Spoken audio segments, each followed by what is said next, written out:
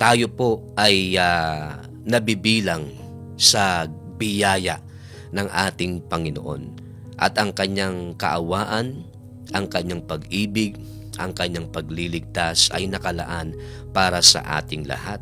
Isang malaking biyaya ng Diyos na tayo ay tinubos ng Diyos sa ating mga kasalanan. At itong katubusan, itong kaligtasan na regalo ng Diyos sa bawat isa sa atin, dapat nating maingatan. Ang Diyos po ay nangungusap sa inyo. Ang biyaya ay inaabot kayo. Ang pinto ay nakabukas. Hindi bukas, hindi next week, kundi ngayon. Kaya pag ating pinakinggan ang salita ng Diyos, una po ay lumalawak ang ating mga kaalaman tungkol sa banal na kalooban ng Diyos. Salita ng biyaya. Ang salita mo'y ilawan sa aking mga paa at liwanag sa aking mga landas.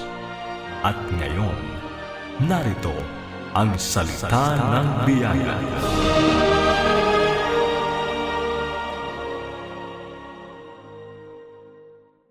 Praise the Lord. Magandang araw po sa ating lahat. Tayo po ay muling nanonood at nakikinig nitong ating programa, ang Salita ng Biyaya. At narito muli tayo upang muling pagbulayan ang kalooban at salita ng Diyos sa ating mga buhay. Nais po naming batiin ang ating mga tagapakinig, ang ating mga taga-subaybay sa Life Radio Lucena, gayon din sa Life Radio Santiago. Maraming salamat po sa inyong patuloy na pagtangkilik at sana po inyong i-share, inyong i-send sa inyong mga kakilala, sa inyong mga kamag-anak ang programang ito upang sila ay maabot ng salita ng Diyos. Dahil ang salita po ng Diyos, kailangan ito ng lahat. Kaya marami pong salamat sa inyong pagsubaybay at patuloy na pagtangkilik.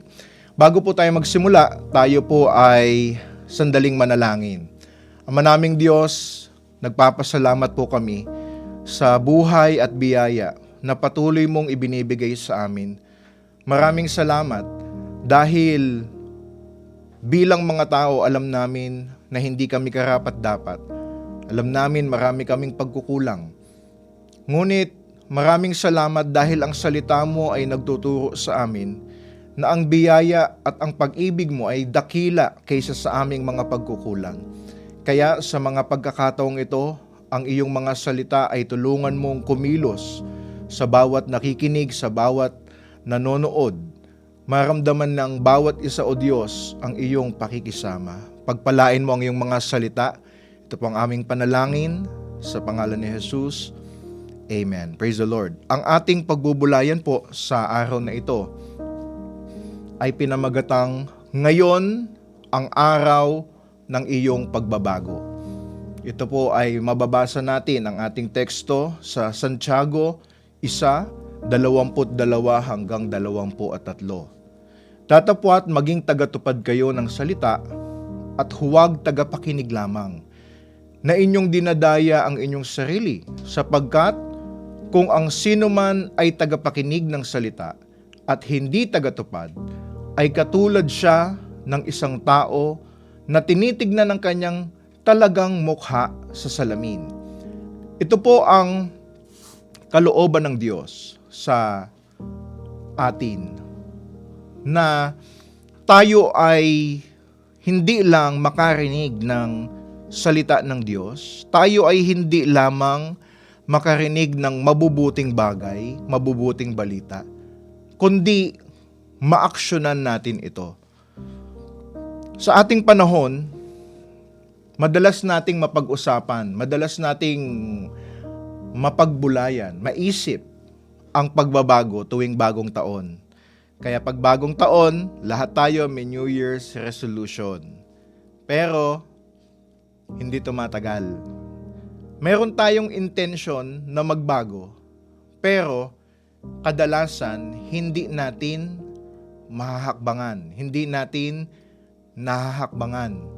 Kaya ito ang isa sa nakakalungkot na bahagi ng buhay, na yung mga bagay na alam nating mabuti ay isinasantabi natin hanggang dumating yung panahon na ikaw ay nasa kalagayan na mapipilitan kang gawin. Halimbawa, alam mo namang kailangan mong kumain ng maayos, alam mong kailangan mong magpahinga ng maayos, kaso sabi mo, may panahon dyan. Kaso, pagka ikaw ay dinalaw ng sakit, pag ikaw ay dinalaw ng problema, mapipilitan ka. Sasabihin sa'yo ng doktor, ito ang kailangan mong gawin, mapipilitan tayo. Yan ang realidad ng buhay. Bakit? Kasi alam naman natin yung dapat nating gawin. Kaso, pinatagal pa natin.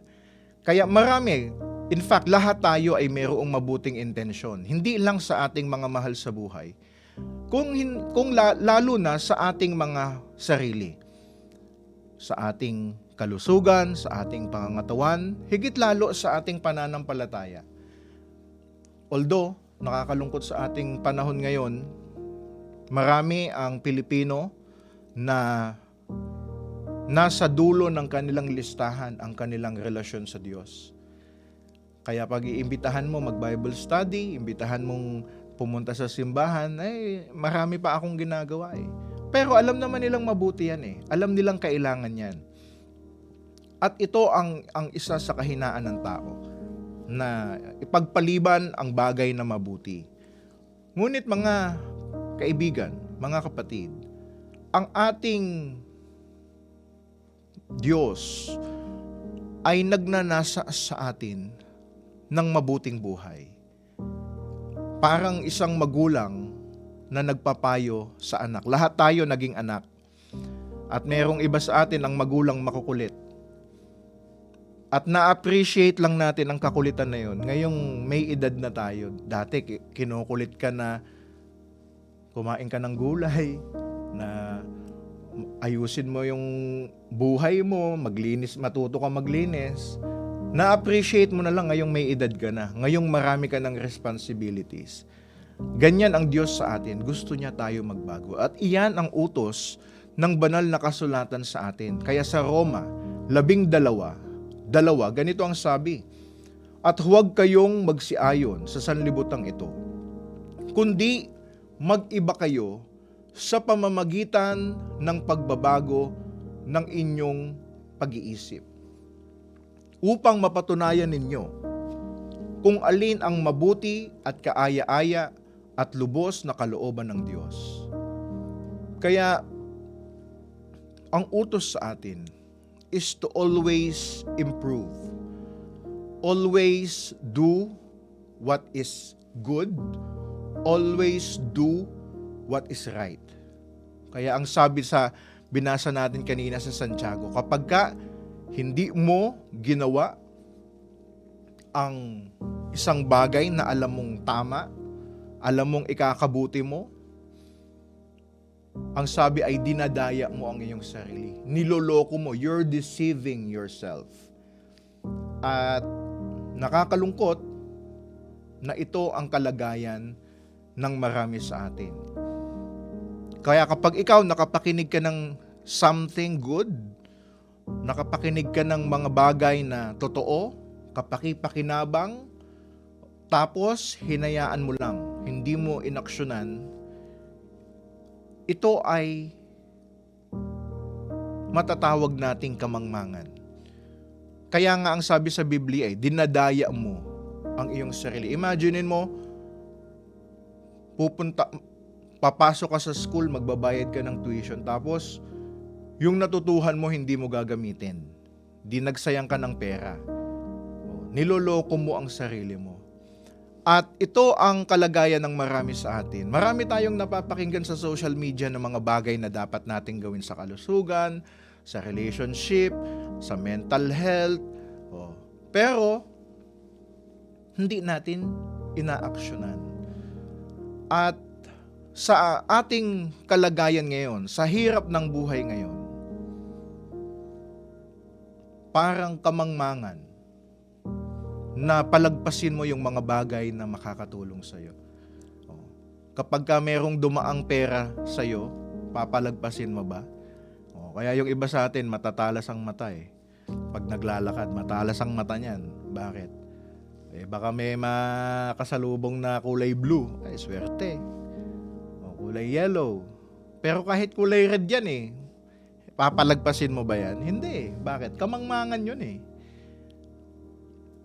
At ang mga salita ng Diyos na ating napapakinggan, ito po ay parang, ang sabi sa Santiago, 1, 23 hanggang 24. Kung ang sino man ay tagapakinig ng salita at hindi tagatupad, ay katulad siya ng isang tao na tinitignan ng kanyang talagang mukha sa salamin, sapagkat minamasdan niya ang kanyang sarili at siya'y umaalis, at pagdakay kanyang nalilimutan kung ano siya. Kaya pagka tayo pala nakikinig ng salita ng Diyos, marami tayong naiisip, marami tayong nakikilala.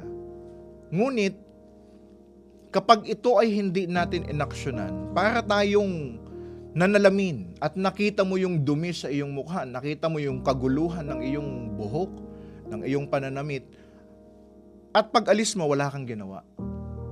Iyon ang paglalarawan ni Santiago sa hindi inaaksyonan ang kanyang natututuhan. At ito ay malaking kamangmangan. Lahat tayo marunong magsalamin, lalo na ang mga kababaihan. Kapag ka nagsalamin yan, 1 oras, ayos na ayos talaga.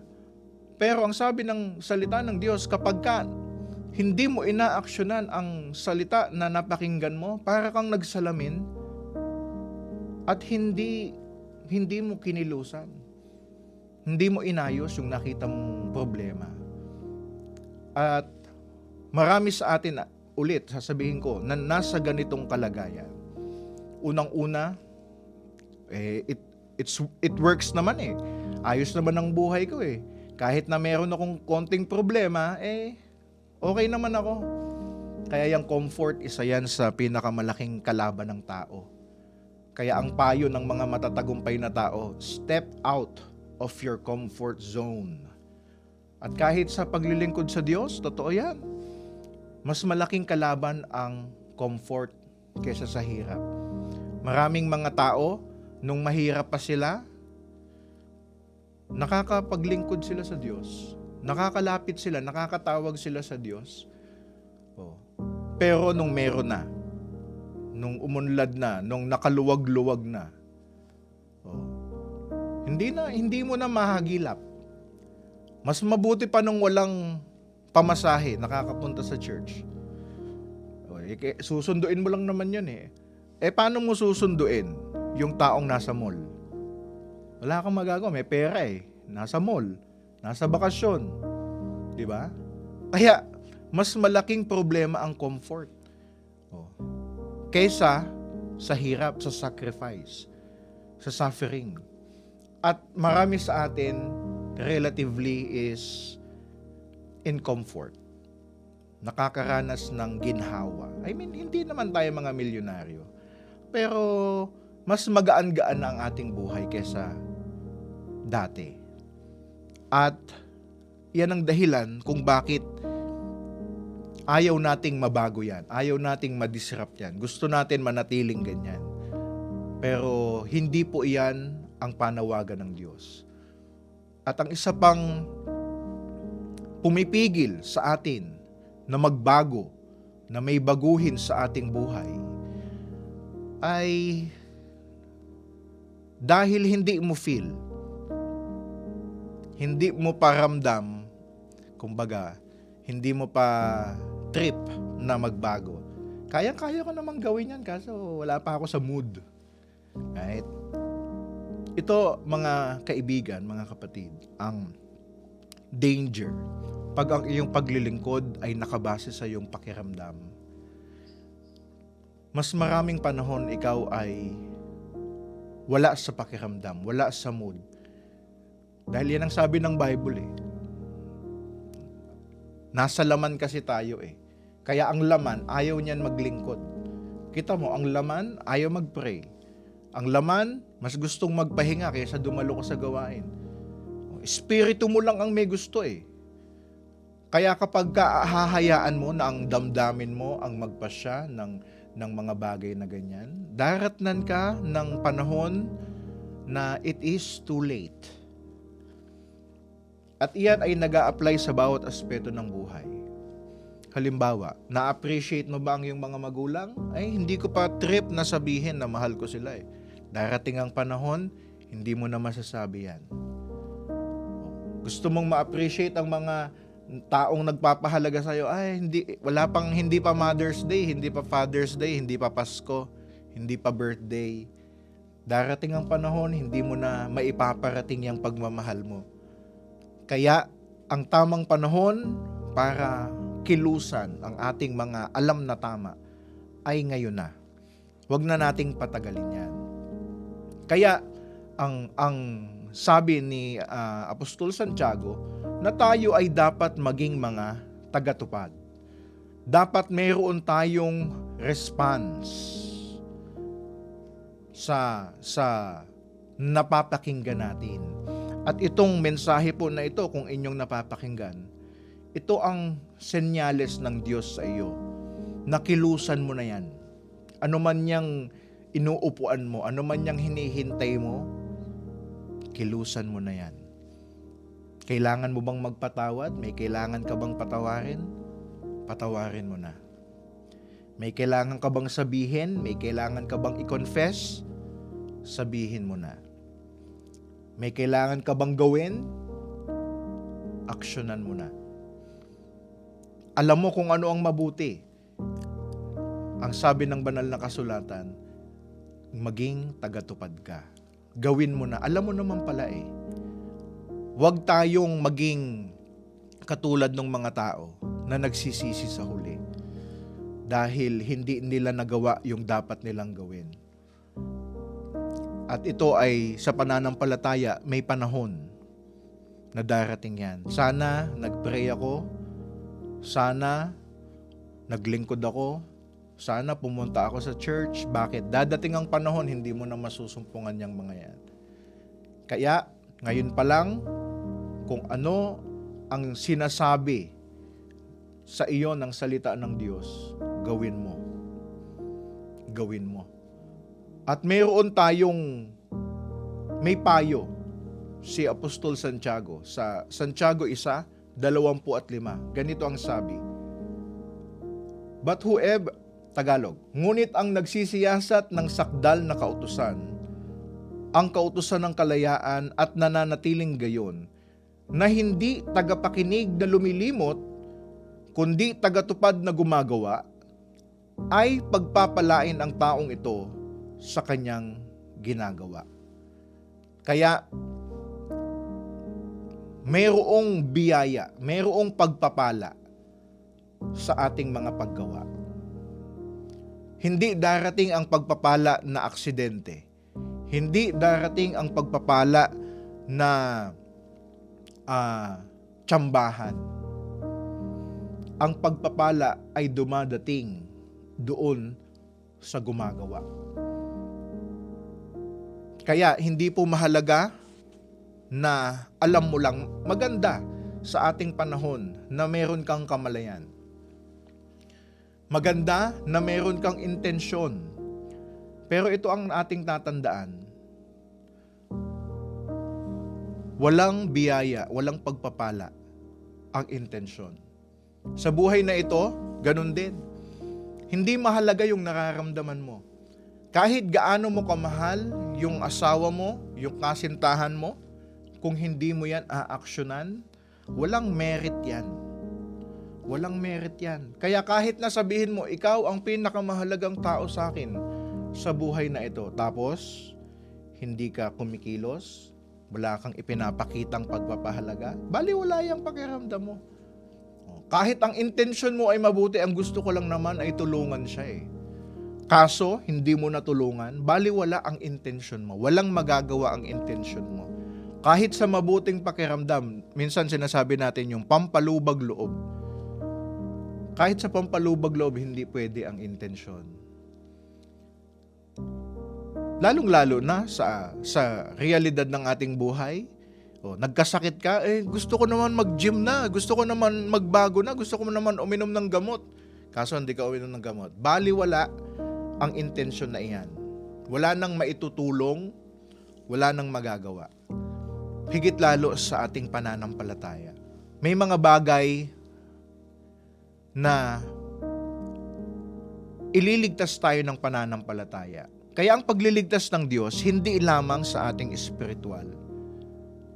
Sa buhay na ito, ang ating pagkilala kay Kristo bilang ating tagapagligtas ay mayroong espiritual at mayroong literal na kahulugan.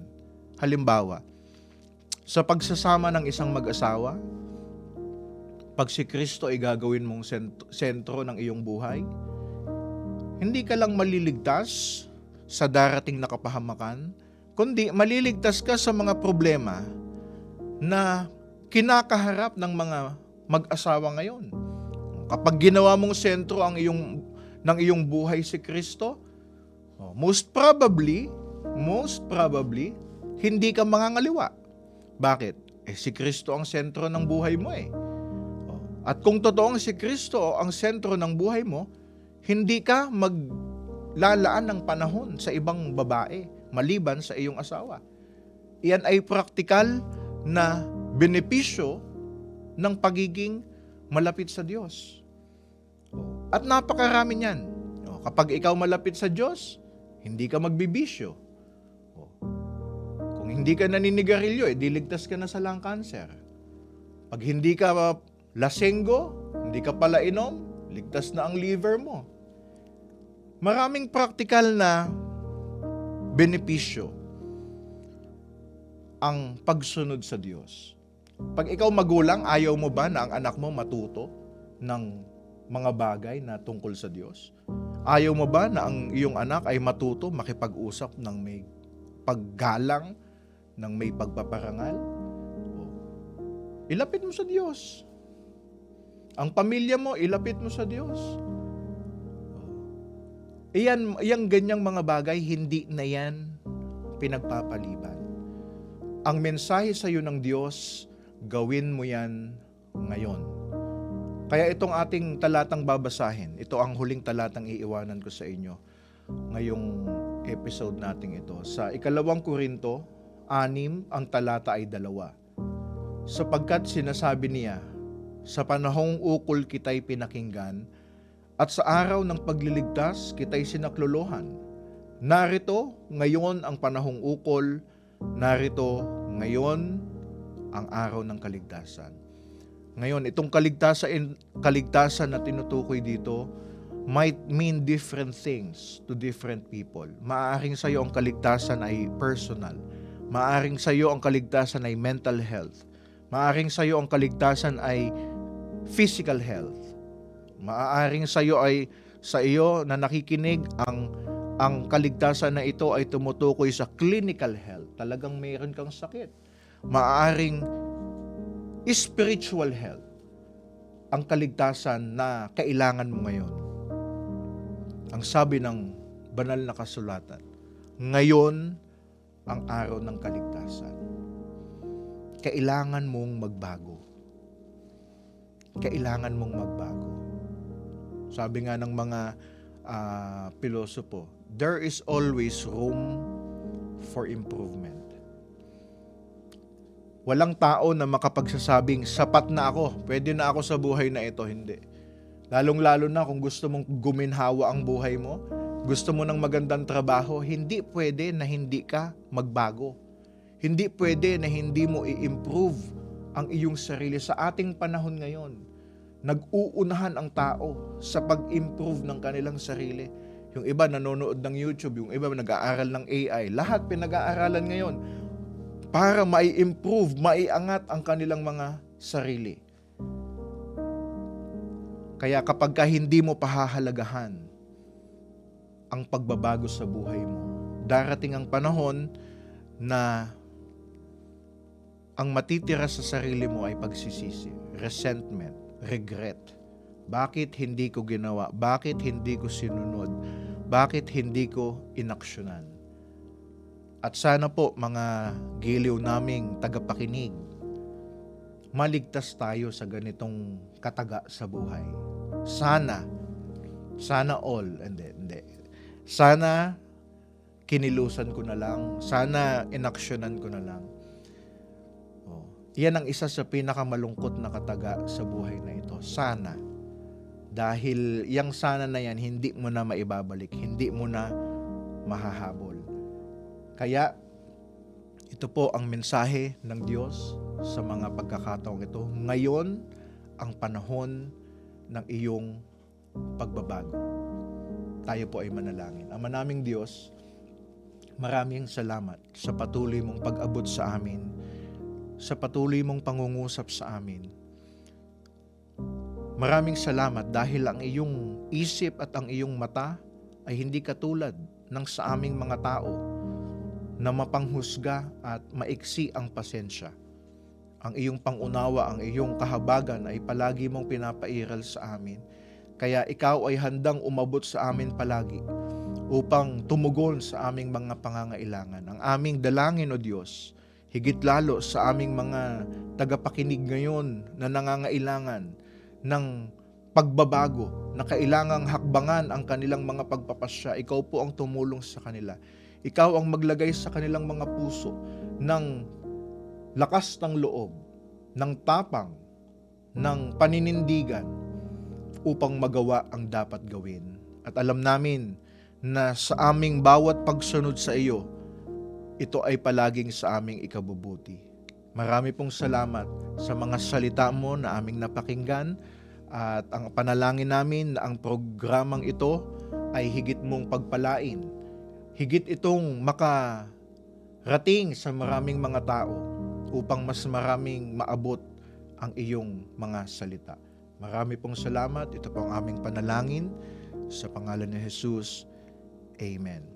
Maraming salamat po sa inyong pagsubaybay sa ating programa at kung kayo po ay mayroong mga katanungan, kung kayo po ay mayroong mga prayer request, kung gusto nyo pong